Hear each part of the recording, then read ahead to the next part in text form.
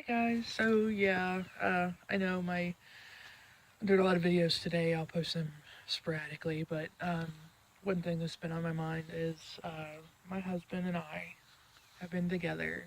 We've been together 11 years. It'll be 12 years in April of next year. We've been married 8 years. It'll be 9 years in April of next year.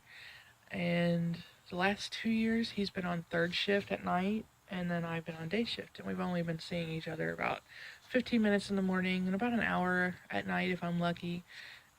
And we don't have any days off unless we either request them off together or he calls off or I call off. So there's been kind of an issue.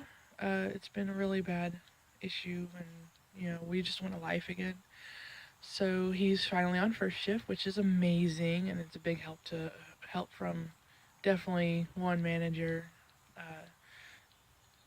at our work, Jen. She was really great at helping get him on, and I thank Lauren for actually doing the uh, doing the suggestion about Ricky because I really love it. He used to be a cleaner anyway, so cleaning on first shift is not bothering him at all.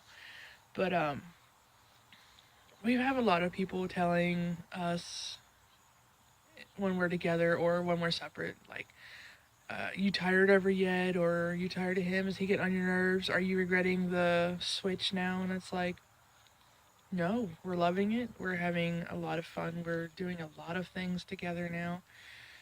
And that's what we used to do before he went to third shift. We loved each other. We love each other still. And every minute is pretty awesome. And if we do get to where I can't stand him, I just go to bed. But that only happens when he's really drunk and I can't stand the level of drunkenness he is. But I don't know. A marriage shouldn't be where you hate spending time with the person you're married to. If that's the case, you need to make a change. You need to start trying to love the person again, because I just don't see how you can love your spouse and hate spending time with them. It doesn't make sense. It sounds like you more like you love the idea of being in love, but not actually loving the person itself. So, I mean, if I piss off some people with this video, oh well. I'm just saying it.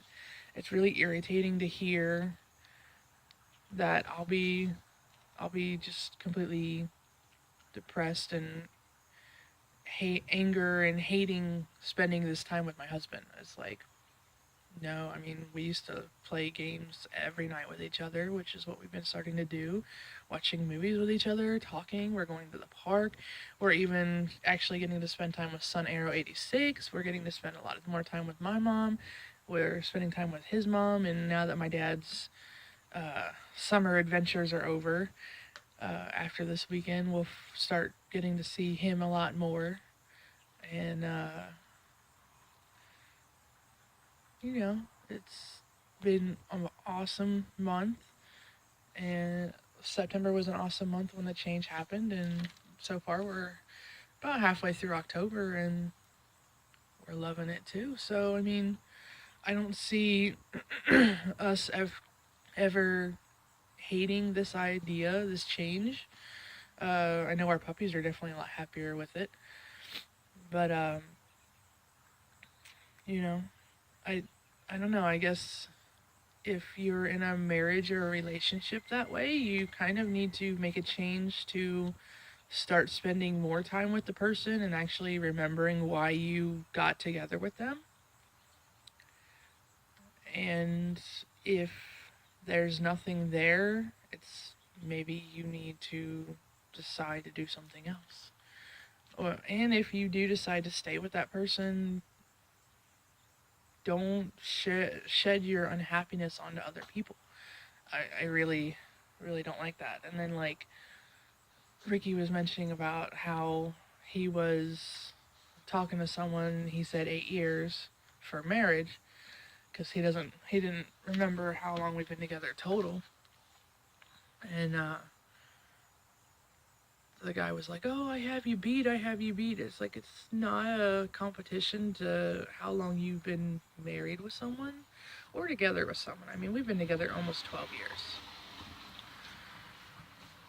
And yeah, married too, but I mean, married almost 9 years, but still, I think the 12 years is important because it wasn't like me and him at separate houses for long. I think after about a month, we kind of just moved in with each other. Uh, I spent like all but 3 nights at his house, and then he would spend one night at my house, and I'd spend 2 nights apart. So that's pretty much already being together. It wasn't like several months of just dating occasionally. So, I mean, I don't know. With me and Ricky, it was always pretty natural. We never even really, it was like, there never was really a, we're going to date. It was a, we're not really in mood for a relationship yet. Why don't we just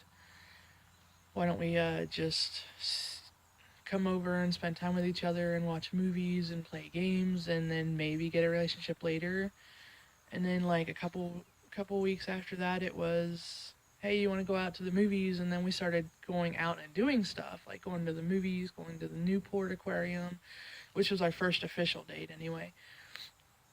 We never was like, hey, you want to be boyfriend or girlfriend? It just kind of happened, which I think is the way it should happen. It should be natural.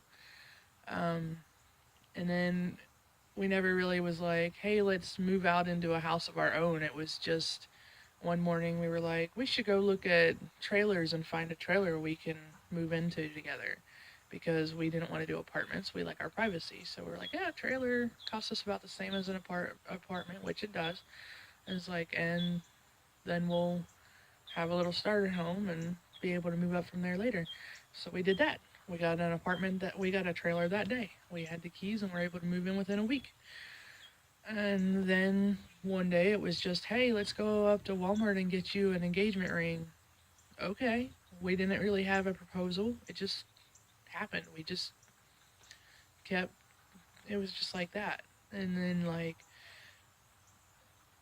the wedding we had to prepare, but we only prepared for, I think it was 4 months, 5 months, 5 months. Because we got the ring right before Christmas, and he wanted to get married on Christmas, but I was like, no, we're gonna have at least a little wedding. My daddy would be upset. A lot of people would be upset. Your mom would be upset. We'd have to do at least a wedding. So, I mean, yeah, it's just been kind of natural.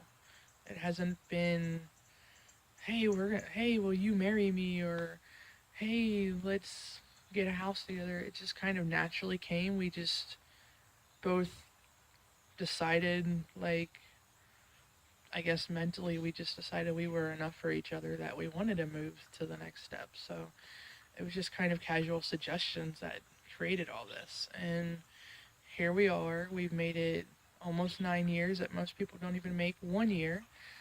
And we're incredibly happy with each other. And I mean, there's ups and downs. It happens. It's going to happen. But it's not about not having arguments or not getting mad at the person. It's how you get over them. You get over the issue, and that's how you continue to have a relationship.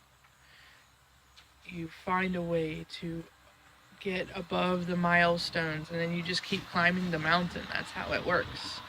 You don't just roll back down and give up unless you never really loved the person to begin with, I think. I mean, I know there's instances where divorces and stuff have to happen. I know people that have had those and they've had to happen, which I understand. But you should at least fight for it before it happens. You shouldn't just let it completely fall apart. You should at least try counseling. You should always have at least one night a week by where it's just you and your spouse, not you, your spouse, and your kids. Even if you wait until they go to bed and then you have dinner to yourselves and play games. I mean, you can play a board game. You play rummy. I mean, anything like that. It's not about you playing the game and enjoying the game. It's about your connection. You're connecting with the person. Because what do you do when you play games? You talk. You're talking, you're laughing, you're having fun, you're getting to know each other again. And if you don't feed the relationship, it falls apart. It does. It falls apart. So that's all I have today for that. So love you guys. Bye.